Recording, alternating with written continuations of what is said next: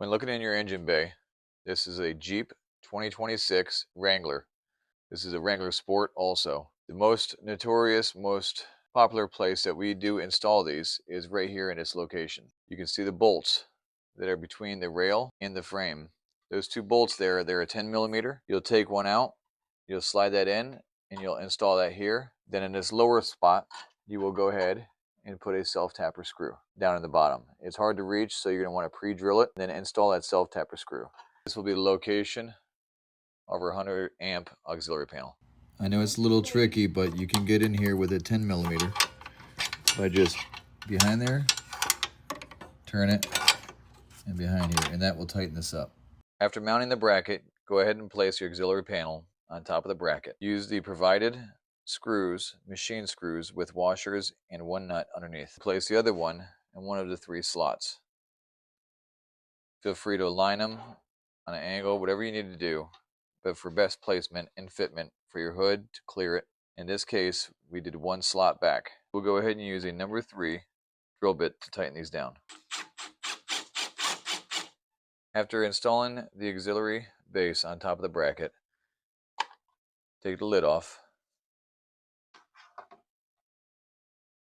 You'll notice you have the negative, the positive terminal. Here you have the toggle switch between accessory and battery mode. Okay, battery, this will keep your switches on while even the Jeep is off. You switch the toggle back to accessory, then when the Jeep is off, you will have no power here. When you turn the Jeep on, these will light up and you will have power to all of your different lights and switches. Now we are going to start with our ground, which we will run and ground it, and we will show you in the video in a second where we will ground it to. After that, we will go ahead and run our positive terminal out the same rear side of this. Keep in mind, you will follow where your trough is on the back side of the panel. The front is a clip, the back has a trough that will allow your wires. Now we are ready to install the negative ground cable on your negative terminal. We are going to run out the right side to allow access still to the switch. If we run on the left, that'll be incorrect. We will be over top of our accessory switches and our remote switch as well as our accessory switch. So we want to run on the right hand side when you go out. That'll give you room still to reroute the wire properly. We're going to route this around. We're going to come around and mount it on the frame. We have to take the paint off so we can ground it properly. Do not mount it to the top of the body panel here or here. You want to mount it to the frame itself. Remove a section of paint. Make sure you have a good contact for your ground. Using a wire wheel on your drill or sanding pad, make sure you get a nice bare spot to make good contact for your ground cable. After doing so, you can then attach your ground cable to your new spot that you just made bare. Alright, we have hooked up the remote cable to the inside controller. Set that off to the side. We've also hooked up the accessory cable. And now we have also hooked up the power cable. We have extended the 4 gauge because we have went from the opposite side of the battery to this side to allow ourselves more room. So we have bought additional 4 gauge pure copper cable. It's not aluminum CAD, it's pure copper.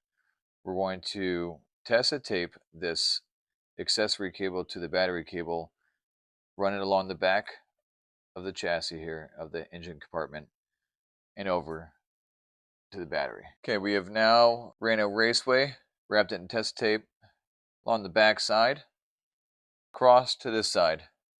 We left enough slack, that way we can use a fuse tap right here at the fuse block. We're going to go ahead and fuse tap into F52, which every vehicle is different and every make and model is different. Even the same Jeeps are different. So F52 in this case is a cigarette lighter. We know that's an accessory fuse that only turns on when the vehicle's on and off when the vehicle's off. So we are going to put it into this, do a fuse tap. We left enough wire here so that way we can cut this back and put a disconnect. Okay, now that we have secured this wire across, we have routed it. We have our accessory here that we will be tapping into fuse 52 where the cigarette lighter is. We now have went ahead and landed this one right here, which is 4 gauge. We continued the same gauge all the way across. We strapped it down the terminal, and we have zip tied it so it's in place. So right now this was not moving. This is not moving. Once we land this side and cut this to length, then we will go ahead and secure this wire also, which will hold this in place and keep it nice secure. Once complete, you will have your fuse tap in into an accessory slot. You will also have your 4-gauge installed with your 100 amp breaker. Once installed, your engine bay will be clean around your battery. You'll have no harnesses, no Bluetooth controllers, no wires. Nice clean install from your 4-gauge to your 100 amp breaker and up and around. Fuse tap is in to set to accessory. At this step, you have now landed your accessory wire, your 4-gauge battery terminal, your 100 amp fuse. You've routed it across the back of the engine bay and into your panel. You've secured your ground, secured your power. The only thing left now will be your control wire.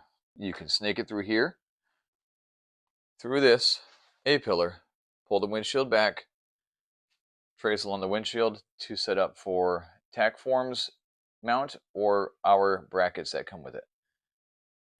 Your other option is to go down to the firewall through here and into your Jeep, inside or truck, into your behind your radio or below your steering column. So as a reminder, you'll have multiple different mounting options. You can mount it up top here.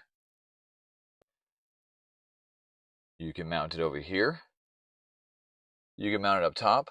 You can even mount it up here. TACform has the options for this. They have mounting brackets. You can even mount it down here.